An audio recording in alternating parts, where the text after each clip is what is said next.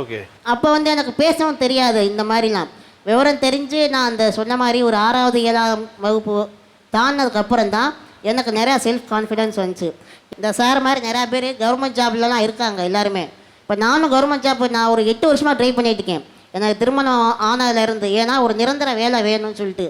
நான் என்றைக்குமே ஒரு தனியார் கம்பெனியை நம்பி இருக்க முடியாதுன்னு சொல்லிட்டு.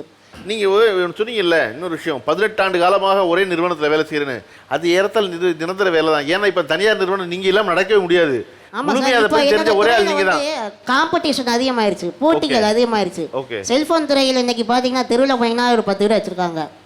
போராடினதை விட இப்போ 2 மடங்கு அதிகமாக போராட வேண்டியதாக இருக்குது. அப்படிங்கும்போது ஒரு சில காலகட்டங்களில் வந்து எங்களை மாதிரி ஆட்கள் வந்து ஒரு நிரந்தர வேலை வாய்ப்பு அணுகி தான் ஆகணும். சரி, நீங்கள் இப்போ வந்து முதல்ல கார் வாங்கினீங்களா பைக் வாங்கினீங்களா? முதல்ல கார் வாங்கினேன். அது வாங்கி அதை நான் சொந்த உழைப்பில் சேர்த்து வச்சுருந்தேன். செகண்ட் ஹேண்டு கார் வாங்கினேன். அது வாங்குகிற முக்கியம் இல்லை, அது அதை வாங்கினா நம்ம எப்படி ஓட்டணும்னு சொல்லிட்டு அதுக்கு தேவையான மெக்கானிக்கை நான் வந்து அலசினேன். பொதுவாக வாகனத்தில் வந்து கேரளாவில் வந்து நல்லா ஆல்ட்ரேஷன் பண்ணுவாங்க. இருசக்கர வாகனமாக இருக்கட்டும் 4 சக்கர வாகனமாக இருக்கட்டும் ரெண்டுமே. அப்படிங்கும்போது நான் கேரளா இருக்குன்னு சொல்லிட்டு நான் கேரளா சூஸ் பண்ணேன். வண்டி வாங்கி நாளே வந்து ட்ரெயினில் போட்டு என்னோடய நண்பர் வந்து ரொம்ப உதவி பண்ணார். அவரை கூட்டிகிட்டு போனேன். அங்கே ஆல்ட்ரேஷன் பண்ணோம். நாகர்கோயிலேருந்து மதுரைக்கு நான் ஓட்டிகிட்டே வந்தேன் நண்பரை உட்கார வச்சு.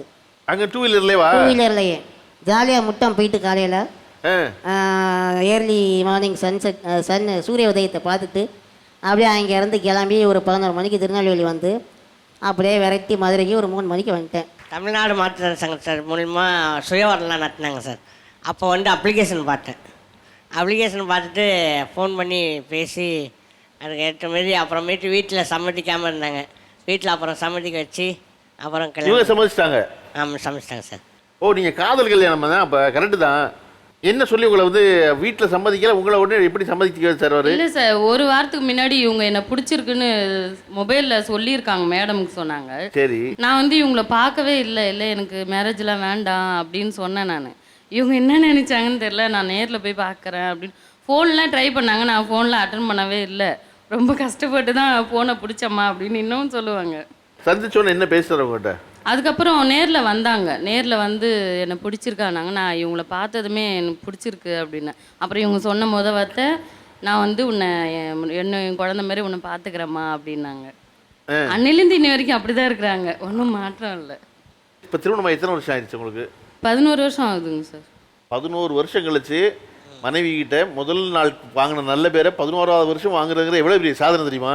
கண்டிப்பாக சார், சாதனை தான் சார். ஏன்னா இப்போ அவங்க மனசு தெரிஞ்சு அவ்வளோ புன்னகையோட என்னை குழந்தை மாதிரி பார்த்துக்குவேன்னு சொன்னார். இன்னைக்கும் அப்படி தான் பார்த்துக்கிறாருன்னு சொல்கிறது இருக்குல்ல, அதுதான் உங்கள் வாழ்க்கையுடைய மிகப்பெரிய வெற்றி. கண்டிப்பாக சார்.